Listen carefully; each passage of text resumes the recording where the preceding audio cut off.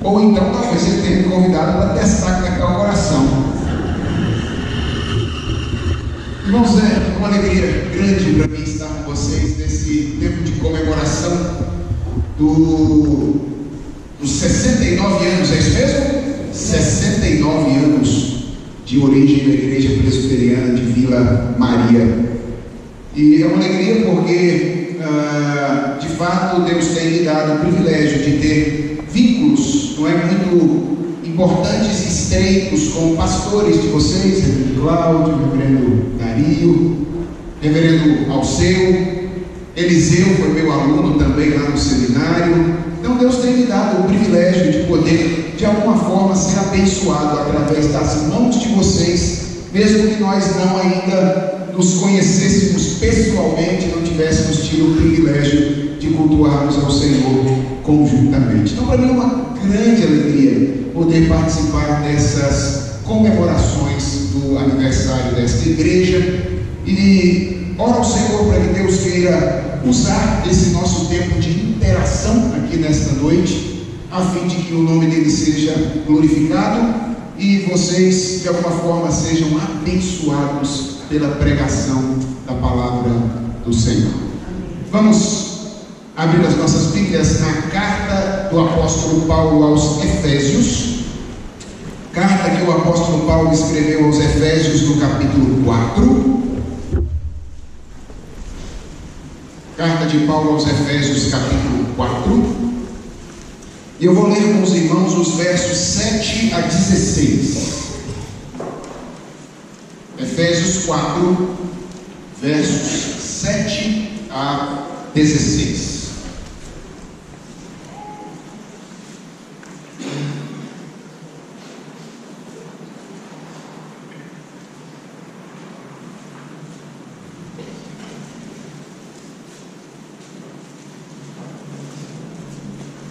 Peço a você que acompanhe de maneira silenciosa e atenta a leitura que farei neste texto da palavra do nosso Senhor. Ela nos diz assim: e a graça foi concedida a cada um de nós, segundo a proporção do dom de Cristo. Por isso disse: quando ele subiu às alturas, levou cativo o cativeiro,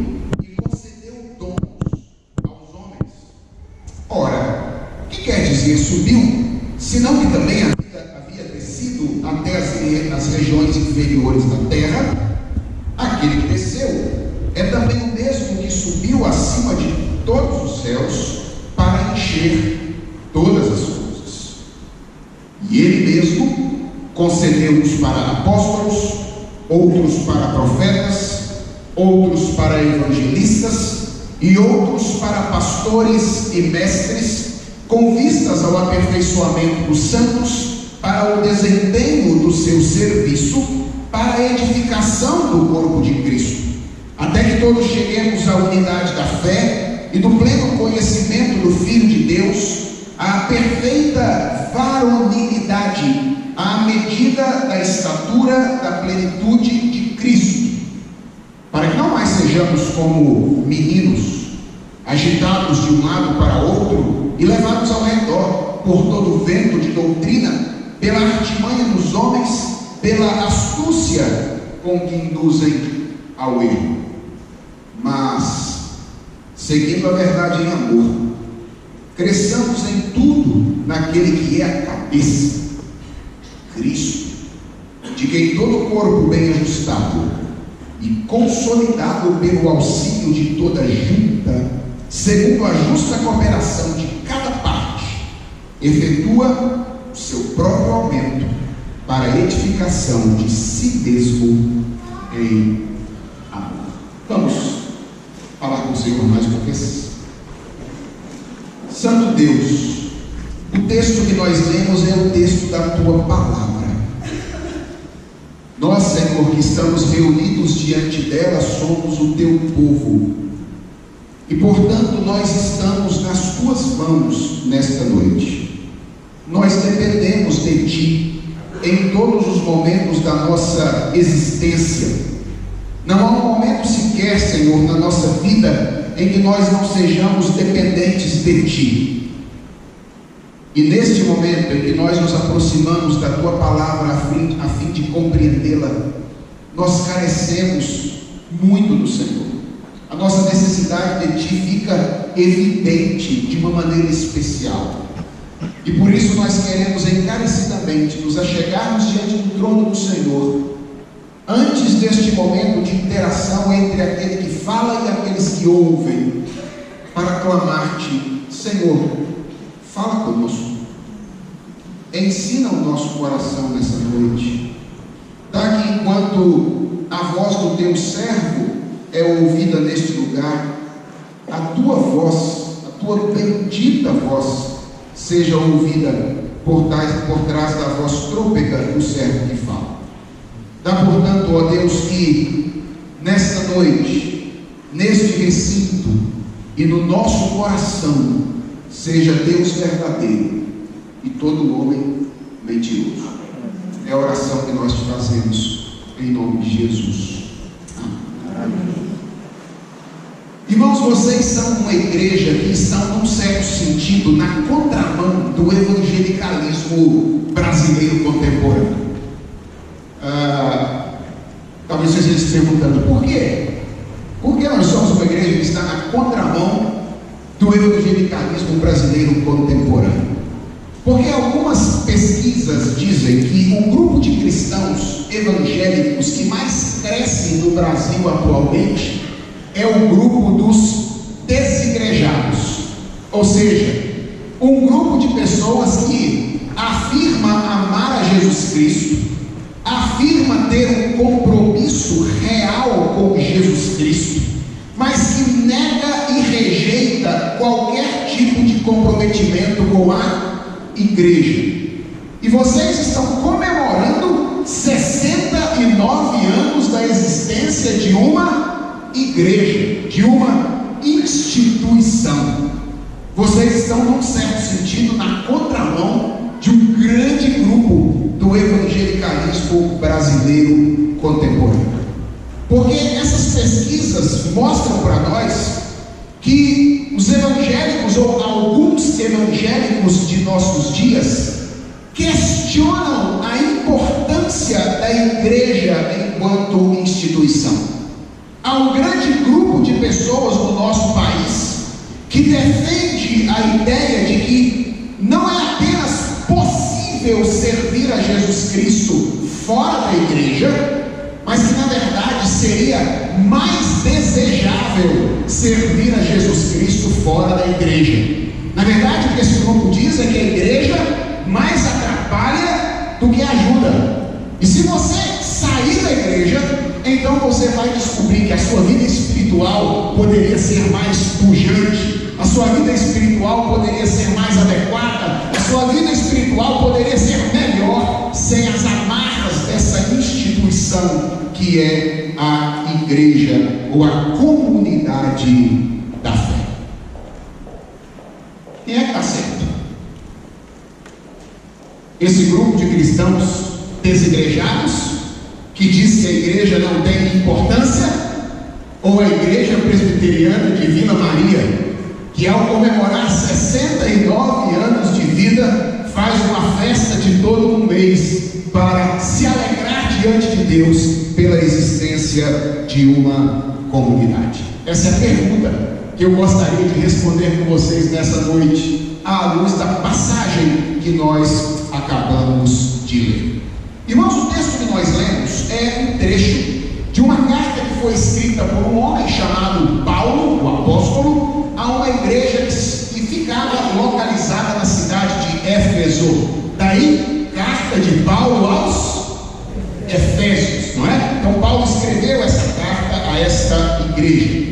Existem muitas cartas de Paulo na Bíblia, e você certamente já leu alguma dessas cartas alguma vez.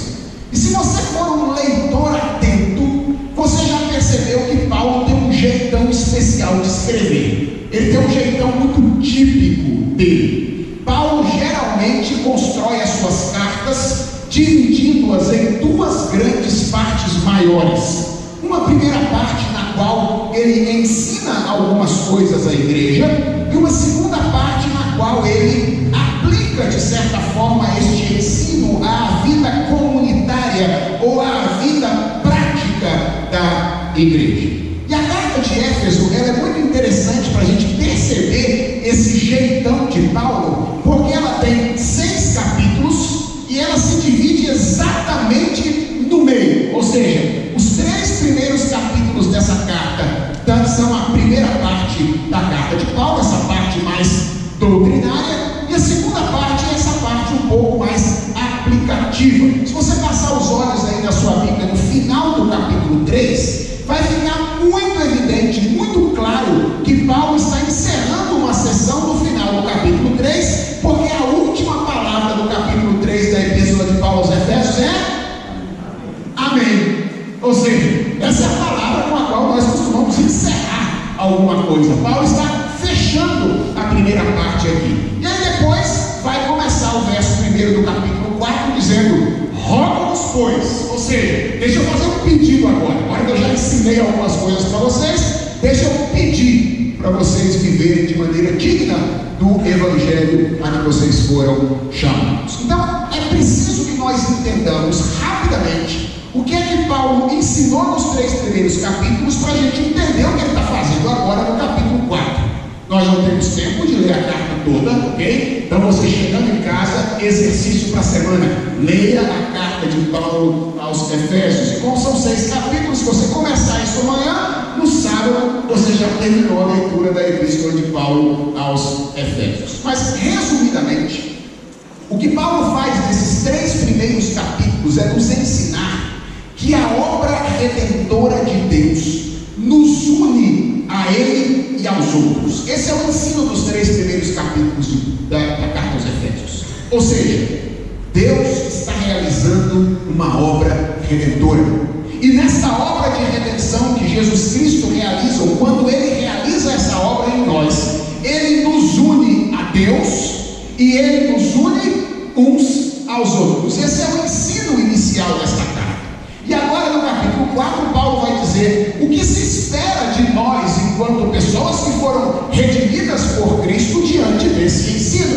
E ele vai fazer basicamente 2 aplicações, 2 pedidos à igreja. O primeiro, que está aí do verso 1 até o verso de número 6, tem a ver com a unidade cristã. Dê uma olhada aí no verso de número 3, ele diz: esforçando-vos diligentemente por preservar a unidade do Espírito no vínculo da paz. Ora, se a obra redentora de Deus nos une uns aos outros, uma implicação natural disso é que nós devemos viver em unidade. Paulo está dizendo deixa eu pedir para vocês uma coisa: vocês entenderam que a obra de Deus une vocês uns aos outros? Então agora para de brigar. É isso que Paulo está dizendo. Ou seja, vivam de maneira unida, porque senão vocês estão andando na contramão do que Deus está fazendo. Deus está criando uma unidade entre vocês e vocês estão andando na contramão da unidade que o Espírito Santo está criando. Então, primeiro pedido que tem a ver com o ensino que eu ofereci, diz o apóstolo Paulo, é: vivam em unidade. Preste atenção que Paulo não diz que a gente deve criar nenhum tipo de unidade, ok? Ele diz que nós devemos nos esforçar para preservar a unidade. A unidade já está criada. Eu tenho uma má notícia para te dar se você não gosta de mim: você vai viver a eternidade comigo, ok? Deus salvou a mim e a você, e nós vamos viver para sempre juntos. Então o apóstolo Paulo está dizendo: agora se esforcem para preservar esta unidade.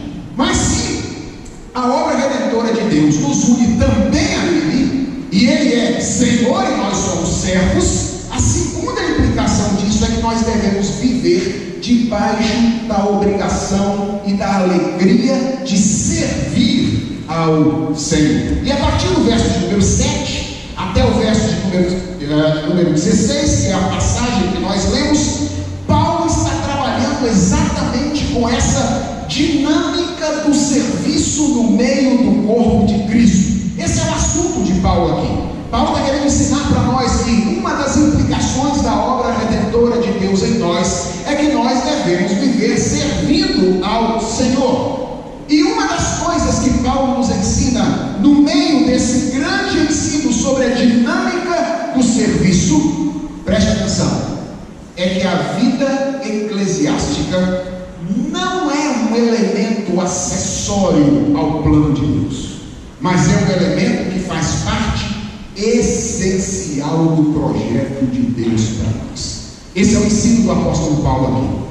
A vida eclesiástica não é um elemento acessório do qual nós podemos abrir mão, mas a vida eclesiástica é um elemento essencial para o projeto, ou para o cumprimento do projeto de Deus em nós. É sobre isso que eu quero falar nessa noite. É isso que eu quero mostrar para você, que o apóstolo Paulo nesta passagem está nos ensinando sobre a importância essencial, fundamental da igreja para a nossa vida cristã. Eu quero fazer isso através de 4 lições diferentes. Vou de alguma forma desarranjar o texto do apóstolo Paulo aqui, começar com alguns versículos do final, depois trazer vocês para o início, a fim de mostrar como é que o apóstolo Paulo logicamente nos ensina essa lição importante nesta passagem. A primeira coisa que Paulo nos ensina aqui neste texto, e que eu gostaria que você guardasse na sua mente e no seu coração hoje, é que Deus possui um alvo para a vida dos seus filhos. Essa é a primeira lição importante que nós temos aqui. Deus tem um alvo para a vida dos seus filhos. Na verdade, todos nós temos alvos para a nossa vida. Você estabelece alvos para viver. Por exemplo, algumas pessoas vivem para deixar o seu nome registrado na história. Esse é o grande alvo de algumas pessoas: virar nome de praça, virar nome de sala, virar nome de rua, ser reconhecido como um grande escritor, como um grande professor, como um grande político, como um grande jogador de futebol. Muita gente estabelece como alvo na vida deixar o seu nome gravado na história. Outras pessoas vivem para experimentar a maior quantidade de conforto e prazer que ele possa experimentar ao longo da sua existência, e vivem correndo atrás de oportunidades de prazer, de oportunidades de conforto, correndo atrás de satisfazer as suas necessidades de prazer e conforto ao longo da sua vida. Existem outras pessoas que dizem que não vivem para si mesmas. Algumas pessoas que dizem: eu não vivo para mim, pastor, eu vivo para os meus filhos, eu vivo para os meus netos. O fato é que todos nós estabelecemos alvos para a nossa vida, e isso é tanto inevitável quanto bom. Mas o que eu quero mostrar para você nesta passagem é que Deus, enquanto o nosso Criador e enquanto o nosso Redentor, também tem alvos para nós. Deus estabeleceu alvos para cada um de nós. E talvez a pergunta que nós devêssemos fazer de imediato, depois de aprender que Deus tem alvos, é: qual é o alvo do Senhor para a nossa vida? E eu acho que o verso de número 14 desta passagem deixa muito claro para nós qual é o alvo de Deus para a nossa vida. Porque do verso 11 até o verso de número 13, Paulo fala de algo que Deus faz na história, e nós vamos tratar disso daqui a pouco, de alguma coisa que Deus faz. E agora no verso de número 14, Paulo explica qual é o objetivo de Deus ao fazer ao longo da história as coisas que ele faz. Se você se lembra das aulas de português, você se lembra que para é uma palavra que expressa finalidade. Qual é o alvo, qual é o objetivo, qual é o propósito de Deus? E o apóstolo Paulo diz, verso de número 14: para que não mais sejamos como meninos, agitados de um lado para outro e levados ao redor por todo o vento de doutrina, pela artimanha dos homens, pela astúcia com que induzem ao erro. Irmãos, qual é o grande alvo de Deus para nós? O verso de número 14 nos ensina que o grande alvo de Deus para a vida dos seus filhos é a maturidade. Deus está trabalhando na nossa vida com o objetivo de nos conduzir à maturidade deixa isso claro pelo uso de duas imagens, uma mais explícita, outra mais implícita, que Paulo usa nesta passagem. A primeira imagem é a imagem da criança.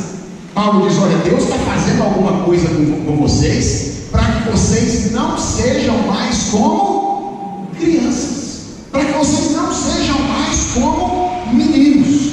E a outra imagem que Paulo usa aqui, essa um pouco mais implícita, é a imagem das ondas do mar, que são levadas de um lado para outro por todo o vento. Paulo diz: olha, Deus está trabalhando em vocês com um objetivo muito claro: conduzir vocês à maturidade espiritual. Essas duas ilustrações mostram que o alvo de Deus para nós que somos seus filhos é que nos tornemos pessoas maduras.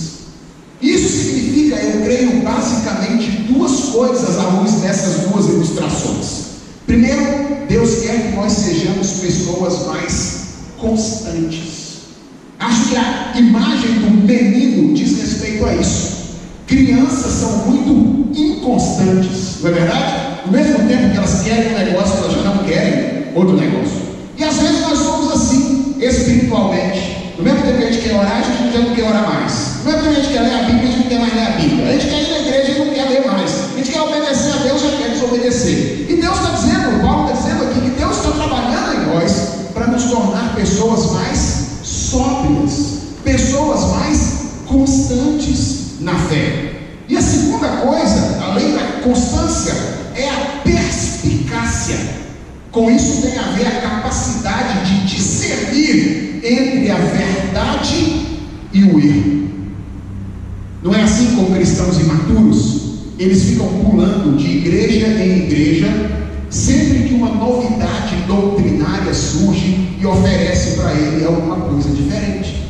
Quem aqui é da década de 80, 90, lá quando o reverendo Cláudio me conheceu, que eu tinha apenas, eu era uma criança, está dizendo que eu era adolescente, mas eu era uma criança, lá em 1994, eu me lembro, por exemplo, de algumas ideias que andaram surgindo naquela ocasião, e me lembro do meu pai, que é pastor como eu, tendo que lidar com algumas ideias, por exemplo, esdrúxulas, que estavam levando crentes imaturos da igreja naquela ocasião. Por exemplo, inventaram na década de 90 que o Espírito Santo dava dente de ouro para as pessoas. Vocês se lembram disso? Inventaram esse negócio aí. E aí de vez em quando surgia na boca das pessoas lá um dente de ouro, né? Eu não sei exatamente por que Deus daria um dente de ouro para as pessoas, se bem que na crise atual faria um bom efeito, né? Tirar o dente, vender, derreter, vender, ganhar um pouquinho de dinheiro, etc. Talvez fosse útil posteriormente na crise que nós vivemos hoje. Mas é óbvio que isso é um negócio estranho, porque todas as vezes que Deus curou pessoas na Bíblia, Deus não deu prótese, Deus deu membros normais.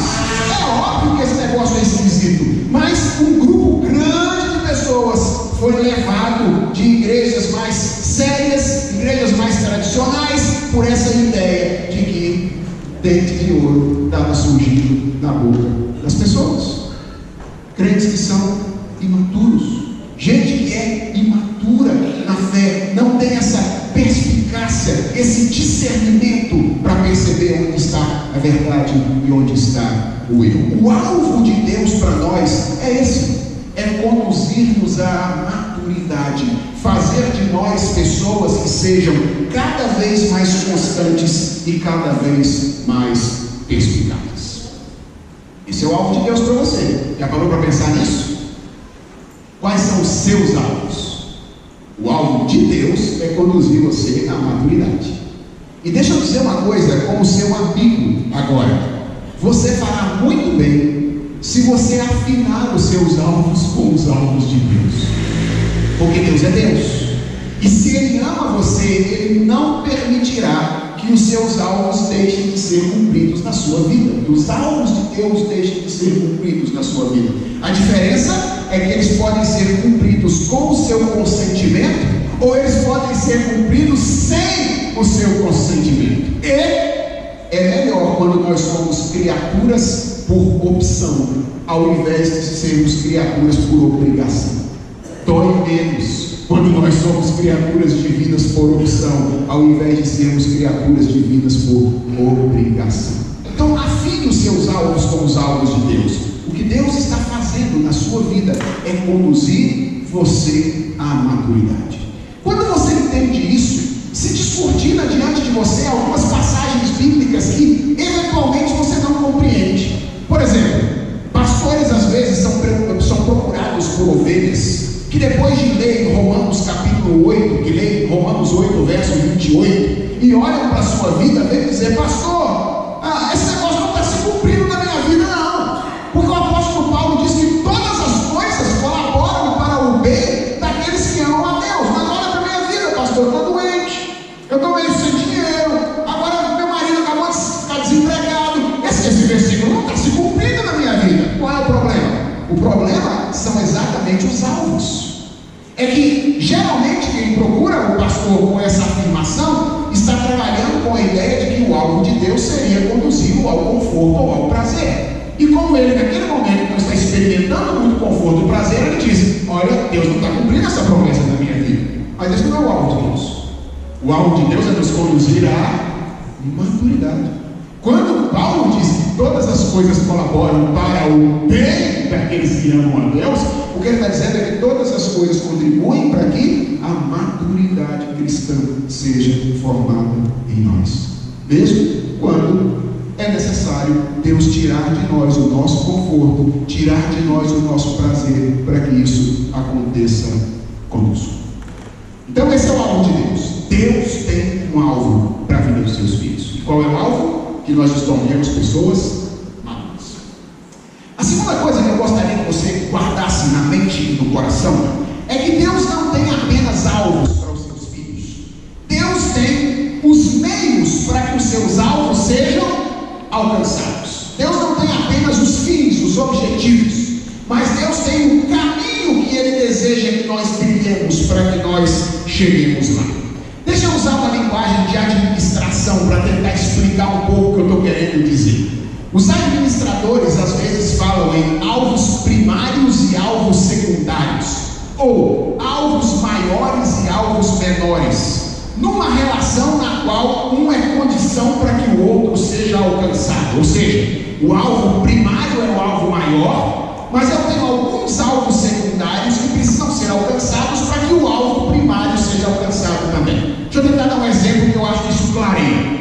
Imagine que o alvo primário de alguém seja se casar, ok? Então, o casamento é o alvo primário de alguém. Tem alguém aqui que está com esse alvo primário estabelecido?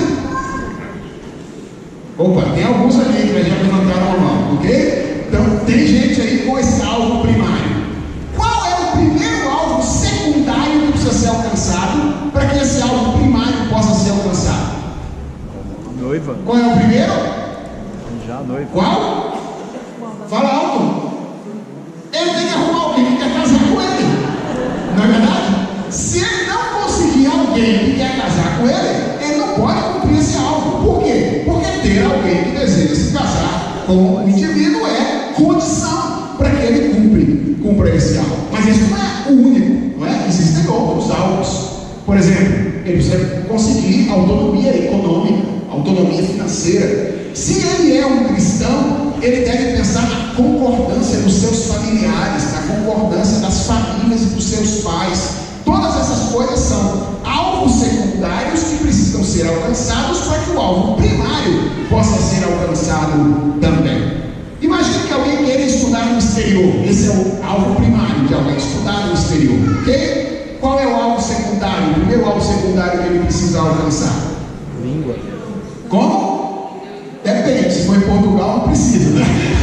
Mas é isso mesmo. Se ele vai para um lugar onde tem um idioma completamente diferente, ele precisa aprender uma nova língua. Ele precisa passar as provas para que ele possa então entrar nessa universidade onde ele deseja ir. Ele precisa conseguir recursos econômicos para se manter lá no exterior. Todas essas coisas são alvos secundários para que o alvo primário seja alcançado. No projeto de Deus também é assim.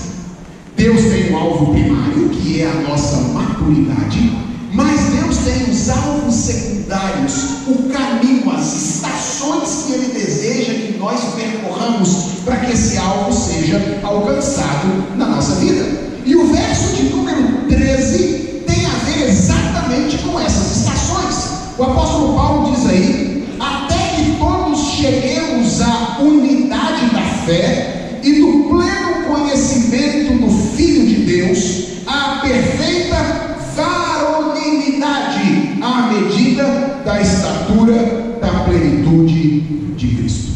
Aqui estão os alvos secundários de Deus para o seu alvo primário, que é a maturidade.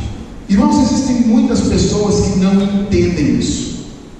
Muitas pessoas que desejam o alvo primário de Deus. Eu quero me tornar uma pessoa madura na fé. Mas que na hora de estabelecer os caminhos para chegar à maturidade, querem encontrar atalhos pessoais para se tornarem pessoas maduras. Por exemplo, tem gente que quer ficar maduro através da oração dos outros. Sabia? Ora por mim, viu? Ora por mim, Larry, ora por mim, por favor. Estou precisando que você ore por mim. Veja bem, irmãos, orar uns pelos outros é uma coisa boa, ok? É uma prática muito importante. Mas deixa eu dizer uma coisa: se você não orar, você não vai se tornar uma pessoa madura. Por quê? Porque o caminho para a maturidade cristã não é a oração dos outros.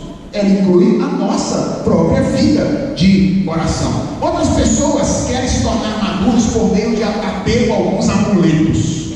Não é verdade? Alguns fazem até da Bíblia um amuleto. Pega a Bíblia, bota lá na sua casa, lá na mesa da sala, não é? Salmo de número... Isso aí, já está todo mundo sabendo, né? Abre a Bíblia lá nesse salmo, e aí fica lá, como se a Bíblia fosse um amuleto, para conduzir as pessoas à maturidade espiritual ou à proteção divina naquele ambiente. Outras pessoas se escravizam a determinados líderes religiosos com o objetivo de alcançar essa maturidade espiritual. E a pergunta é: por que essas coisas não funcionam? Simples, porque elas não são os meios de Deus para os alvos de Deus. Deus tem o seu alvo, nos tornar pessoas maduras, mas Deus também tem os seus meios através dos quais isso acontece. E o verso de número 13 diz que não existe maturidade no meio do povo de Deus sem duas coisas basicamente. A primeira delas é um núcleo de fé comum. Isso é o que o apóstolo Paulo está chamando aqui de até que todos cheguemos à unidade da fé. Ou seja, não existe maturidade no meio do povo de Deus sem o conhecimento do núcleo central da fé cristã, das verdades mais importantes a respeito do Evangelho, das coisas fundamentais a respeito de Jesus Cristo, o Filho de Deus. Porque Paulo vai explicar aí no verso 13, dizendo que essa unidade da fé é o pleno conhecimento do Filho de Deus. Então, não existe atalho. Ninguém se torna maduro a menos que conheça com profundidade as verdades do Evangelho. Mas é óbvio que o conhecimento intelectual não basta. Por isso o apóstolo Paulo aí usa a figura do corpo, não é? Para dizer aí que além da unidade da fé e do pleno conhecimento do Filho de Deus, é preciso que nós cheguemos à perfeita varonilidade, à medida da estatura da plenitude de Cristo. Paulo está se referindo aqui a uma vida em conformidade à vontade de Jesus Cristo. Não existe maturidade sem ser por esse caminho, sem conhecer profundamente a Jesus e sem procurar agir como um discípulo de Jesus Cristo. Esse é o caminho de Deus para o alvo de Deus. Então essas são as duas primeiras lições que eu gostaria que você tivesse na sua mente hoje. Primeiro, Deus tem um alvo para nós, o seu povo. Ele quer nos conduzir à maturidade espiritual. Deus não tem apenas os alvos, Deus tem um caminho que Ele deseja que nós trilhemos para chegar lá. E que caminho é esse? o conhecimento das verdades a respeito de Jesus Cristo e a nossa conformidade da vida prática à vontade do Senhor Jesus. A terceira coisa que Paulo nos ensina nesta passagem é que, além de ter alvo e meios, Deus está trabalhando na vida dos seus filhos para que este alvo seja alcançado. Essa é a terceira lição importante que eu gostaria que você guardasse no seu coração. Irmãos, uma das diferenças mais significativas do Evangelho, preste atenção nisso, isso é muito importante, em relação a outras propostas de relacionamento com Deus, é que o Evangelho não fala apenas e primariamente daquilo que Deus quer que nós sejamos, ou daquilo que Deus quer que nós façamos.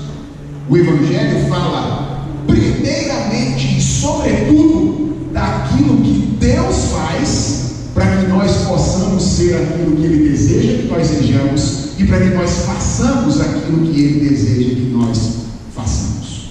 Essa é uma das coisas mais bonitas do relacionamento de Deus conosco.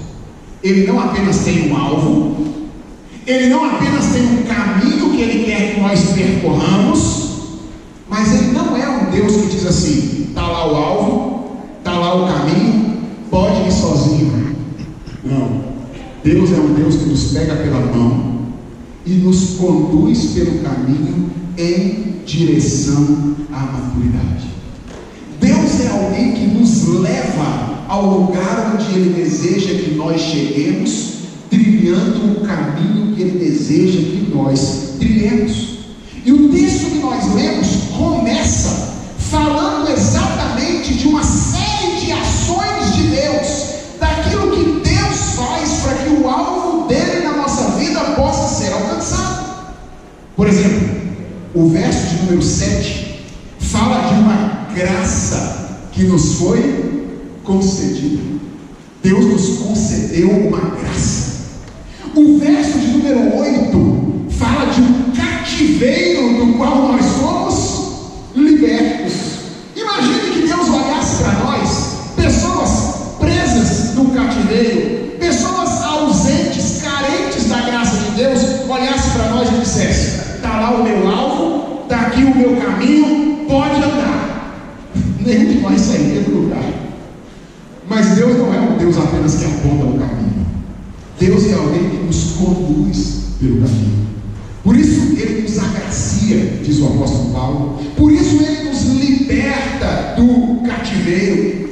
Além desse cativeiro do qual nós fomos libertos, o verso 8 fala ainda de dons, de presentes que Deus nos concedeu para que através deles nós pudéssemos ser conduzidos de alguma forma à maturidade cristã. Preste atenção, tudo isso tem a ver com aquilo que Deus fez na pessoa de Jesus Cristo, através do seu Santo Espírito, para que o alvo dele na nossa vida pudesse ser alcançado. Agora veja, no verso de número 11 e número 12, Paulo mostra como Deus continua trabalhando na regularidade da vida eclesiástica para que o seu plano possa ser cumprido em nós. Nos versos 7 até o verso 10, Paulo fala do passado. Paulo fala daquilo que Cristo fez para que o alvo pudesse ser alcançado. E agora no verso 11, Paulo nos revela que Deus continua ativo no presente, na história do seu povo, conduzindo-nos à maturidade cristã. Ele diz assim: e Ele mesmo, esse que nos agraciou, esse que nos libertou do cativeiro, esse que nos concedeu os dons, e Ele mesmo concedeu, presta atenção, uns para apóstolos, outros para profetas, outros para evangelistas e outros para pastores e mestres, com vistas ao aperfeiçoamento dos santos, para o desempenho do seu serviço, para a edificação do corpo de Cristo. O que Paulo está dizendo aqui?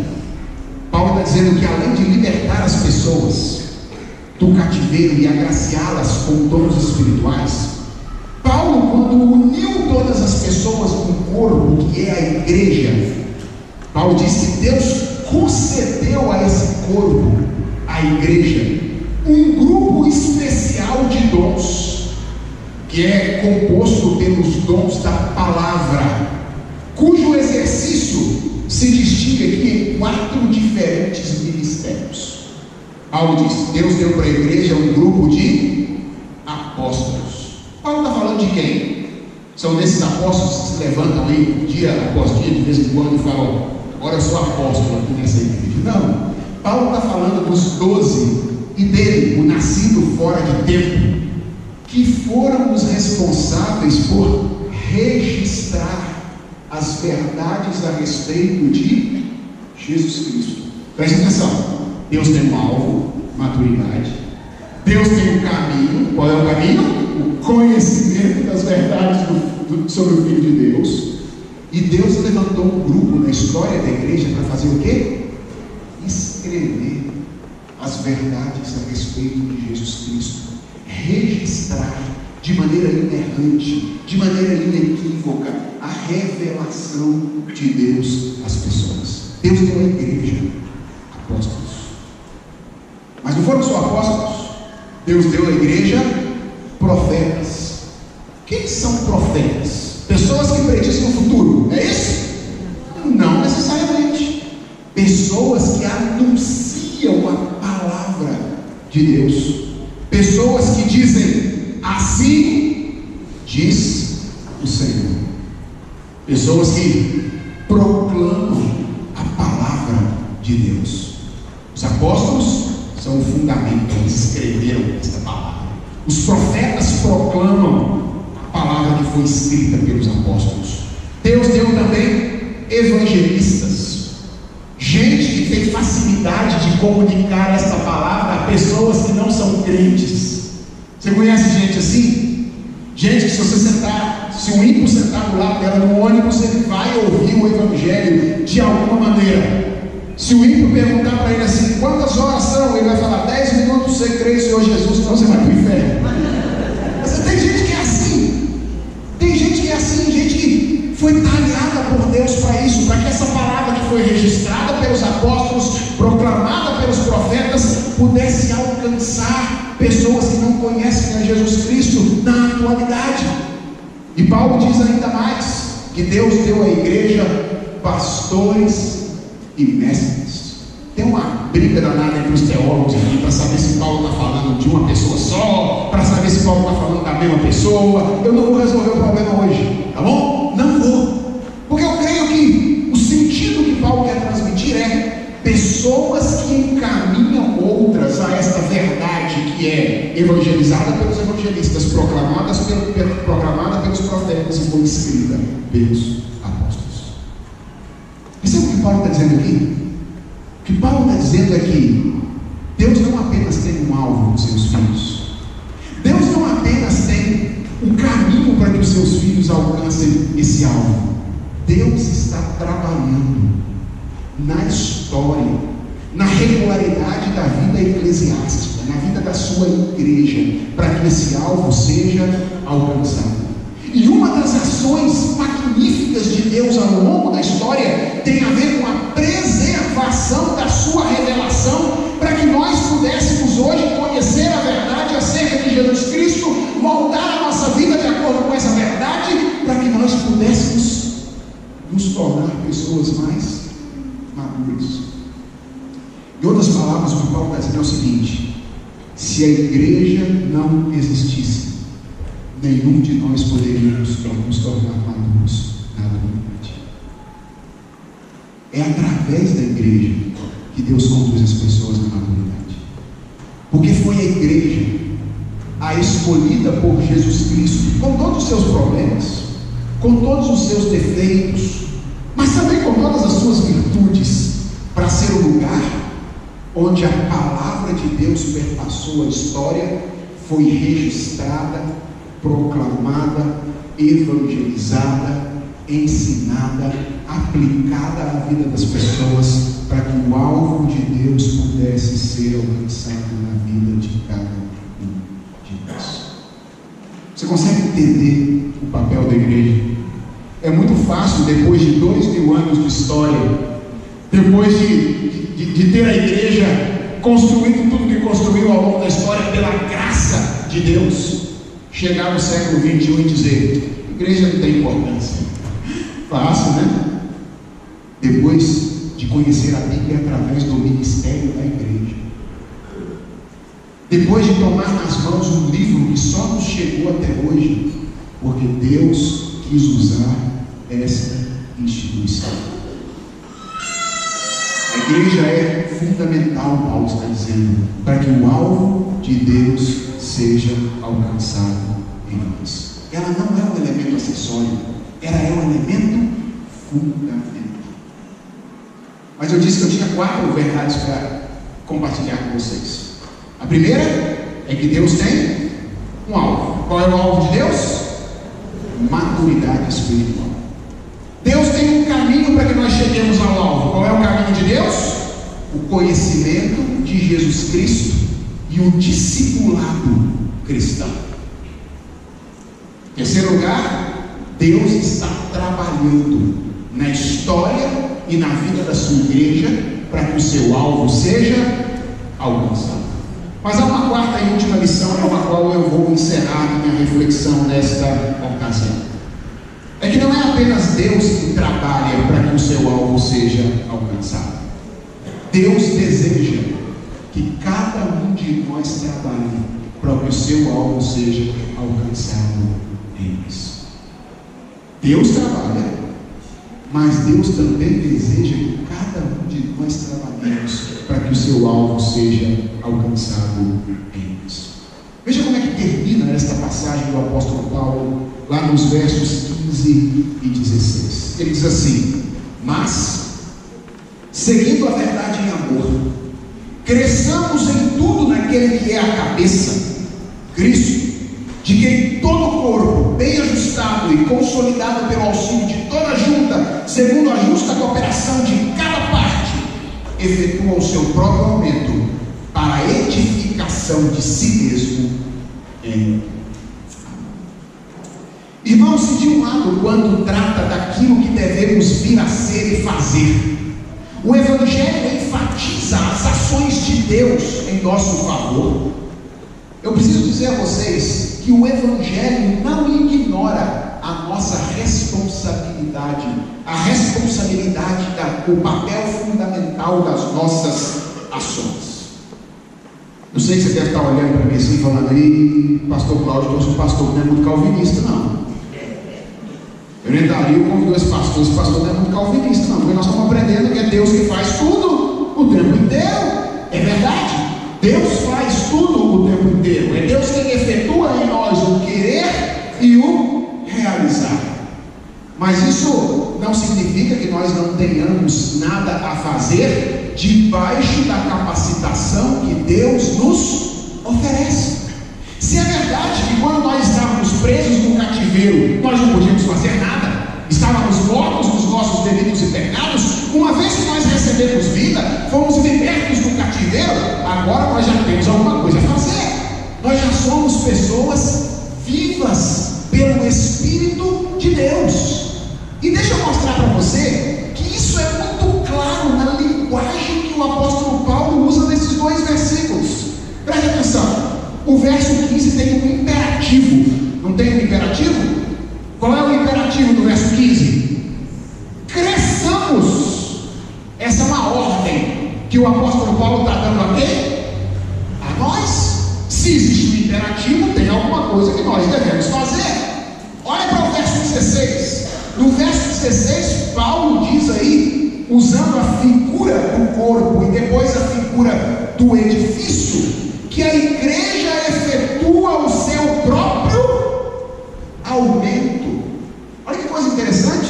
É Deus que está trabalhando, mas Paulo diz que a igreja também está trabalhando para efetuar o seu próprio aumento. Depois, no finalzinho do verso 16, Paulo vai falar na edificação de si mesmo.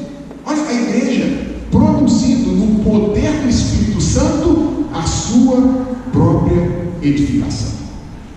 Todas essas expressões apontam para o fato de que existe algo que Deus requer de nós para que o seu alvo seja alcançado na nossa vida. Ele tem um alvo, ele tem um caminho, ele está trabalhando para que esse alvo seja alcançado, mas ele quer que nós trabalhemos também. E a pergunta final da nossa mensagem dessa noite é: o que Deus quer que nós façamos para que o alvo dele seja alcançado na nossa vida? Duas coisas, basicamente. A primeira delas é que nós sejamos pessoas amorosamente obedientes. O verso 15 começa dizendo: mas seguindo a verdade em amor. Preste atenção. Deus está conduzindo a gente à maturidade através de um grupo de pessoas que Ele levantou na história da igreja para proclamar a sua palavra e nos instruir a respeito do conhecimento de Jesus Cristo. O pastor foi chamado por Deus para isso. Todos os domingos ele tem a obrigação, pesa sobre os ombros dele, assumir esse púlpito e proclamar a palavra de Deus para a edificação do corpo de Cristo. Pesa sobre os ombros dele essa obrigação. O que Paulo está dizendo aqui? Que a igreja que quer crescer em direção à maturidade dá ouvidos à voz do seu pastor. Isso que Paulo está dizendo aqui: seguindo a verdade em amor. A gente acha que só pastor que tem que realizar um preparo especial para trabalhar no domingo à noite, não é verdade? Não é isso que a gente tem na cabeça. O pastor tem que preparar o domingo que ele vai pregar, então ele tem que estar bem descansado, tranquilo, para ele poder chegar lá e oferecer alimento de boa qualidade. Sabe o que Paulo está dizendo aqui? Que quem ouve sermão é tão responsável quanto quem prega sermão.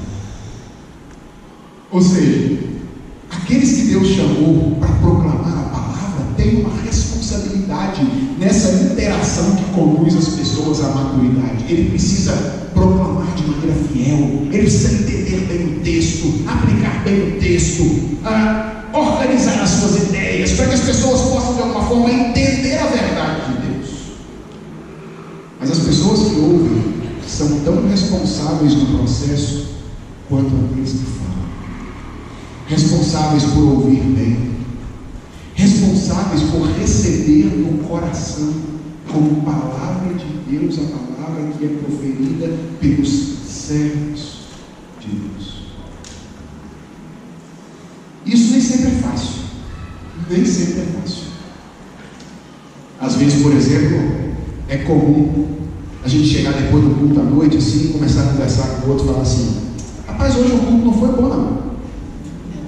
Hoje foi legal, hoje sai assim, parece que eu estou meio vazio. Como se a responsabilidade fosse só do pastor, né? Só de quem prega. A pergunta é: como é que você se preparou naquele momento para ouvir a palavra do Senhor? Veja bem, se você ficou a tarde inteira ouvindo o diácono Gugu, o Gugu não está mais no domingo, né? O diácono Faustão. Aí depois passou pelo presbítero Galvão Bueno, às 4 da tarde, né? Depois no finalzinho do Galvão Bueno ali, pegou um pedacinho do retorno do Faustão, Dança dos Famosos, ok? Finalzinho. Saiu esbaforido, correndo para a igreja, sentou no banco, já tinha começado o culto. Está entendido por que você foi abençoado naquele dia? Está explicado. Não ouvi. Prepara. Responsável para ouvir a voz do Senhor. Às vezes a gente até ouve um pedaço que a gente acha legal, fala: ó, essa parte aqui eu concordei com o pastor. Agora tem aquele pedaço que questiona mais a gente, né? Bate mais na gente, fala sobre aquele pecado que a gente não quer abandonar de jeito nenhum. Aí essa parte a gente recebe para discutir, né? Tem uma parte que a gente recebe para obedecer, e outra parte a gente recebe para discutir, seguindo a verdade em amor, de bom grado, de bom coração, com desejo de fazer isso. É isso que Paulo está dizendo: sigam a verdade em amor. Querem ser conduzidos por Deus à maturidade?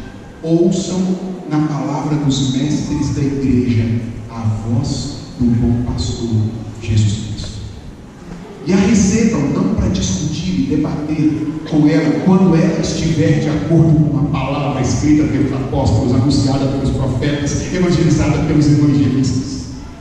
Recebam como autoridade divina, a coloquem no coração e as faça germinar e dar frutos na sua existência pessoal. Então essa é a primeira coisa que Deus quer que nós façamos para que cheguemos à maturidade: seguir a verdade em amor. Mas há uma outra coisa: o texto todo fala do engajamento no serviço. O papel desses dons, que eles são importantes, não é porque eles são assim mais glamurosos do que outros. Eles são importantes exatamente porque eles são um meio através do qual Deus treina as pessoas para que elas possam exercer o seu ministério no contexto do corpo de Cristo. E a orientação então do apóstolo Paulo é: você quer ser conduzido à maturidade espiritual? Então engaje-se no serviço eclesiástico através do exercício dos dons espirituais que Deus concedeu a você. E talvez você esteja olhando para mim e dizendo assim: mas eu não tenho esse negócio não. Dom espiritual tem, se é crente tem. Porque Paulo está dizendo ali no verso 7 que a graça foi concedida a cada um de nós segundo a proporção do dom de Cristo. E certamente Paulo não está falando de salvação aqui, porque salvação não é proporcional, ok? Você está 10% salvo, não, você está só 30% salvo. Não, a graça de salvação foi concedida 50% a você. Não, essa graça é uma graça 100% para todo mundo, e agora já tem uma condenação para aqueles que estão em Cristo Jesus. Então, de que graça Paulo está falando que é distribuída proporcionalmente? Da habilitação do Espírito Santo para o serviço com os dons espirituais. Então você tem isso, dons espirituais que Deus atribuiu a você para o serviço no corpo de Cristo. E esse é o caminho para a sua maturidade. Talvez esteja olhando para mim e dizendo assim: ei, pastor, você não conhece minha vida. Você não conhece minha vida, pastor. Todas as vezes eu fui me meter em negócio de serviço de igreja, deu problema. Bem, se é assim, talvez você precise pensar uma coisa, né? Talvez você pensar uma coisa. Mas é verdade. Eu entendo o que você está dizendo. Talvez você olhe para mim e diga mais: pastor, eu já prometi para mim mesmo, há 15 anos atrás, que eu ia entrar na igreja, sentar no banco, ouvir o pastor falar e ir embora no final. Prometi, pastor, não vou quebrar essa promessa. Isso está assim, ó, isso é uma promessa que eu fiz para mim mesmo. Eu não vou fazer isso. Deixa eu dizer uma coisa a você: esse é o caminho mais confortável da vida cristã. É isso mesmo, conforto. Vai ter confusão, vai ter muita briga, você vai chegar, vai embora. Mas esse é o caminho do nanismo espiritual. Você vai ficar um anão para viver. Por quê? Porque é no contexto do engajamento no serviço que Deus nos conduz à maturidade. É no meio das brigas, lá no meio, quando a gente pisa no dedão do pé do outro, ou quando o outro pisa no dedão do nosso pé, a gente se fere, e aí, como irmão em Cristo, a gente tem que sentar junto para tomar a mesma ceia e dizer: meu irmão, eu tenho que resolver esse negócio diante de Deus. E aí Deus então, por meio desse serviço que conduz, que às vezes envolve problemas relacionais, trabalha no nosso coração, vai quebrando o nosso orgulho, vai quebrando o nosso egoísmo e vai nos tornando pessoas cada vez mais parecidas com Jesus Cristo. Não existem atalhos para o crescimento espiritual. Isso é o alvo de Deus. E o caminho de Deus é esse: envolve o dar ouvidos responsavelmente à sua palavra, e envolve o engajamento no serviço eclesiástico. Quem não trabalha não tem problema, mas quem não trabalha não cresce. Ou seja, nós precisamos nos engajar no serviço eclesiástico se queremos crescer e atingir a estatura de maturidade cristã. Você entende por que a igreja não é um acessório? Você entende por que as pessoas não podem dizer, sem riscos para a sua vida espiritual, eu vou ser um cristão fora da igreja? Se existe algum tipo de cristão fora da igreja, é um cristão nanico na fé. Porque o caminho de Deus para a maturidade espiritual passa necessariamente pela igreja do Senhor Jesus Cristo. Igreja Presbiteriana de Vila Maria, meus parabéns pelos 69 anos de vida. É bom ver que Deus que está trabalhando na história, está trabalhando na vida de vocês. E a minha oração é que vocês sejam uma igreja que seja uma igreja que está caminhando a passos largos para a maturidade cristã. Uma igreja onde reina a voz da palavra de Deus. E uma igreja de gente animada, engajada no serviço eclesiástico,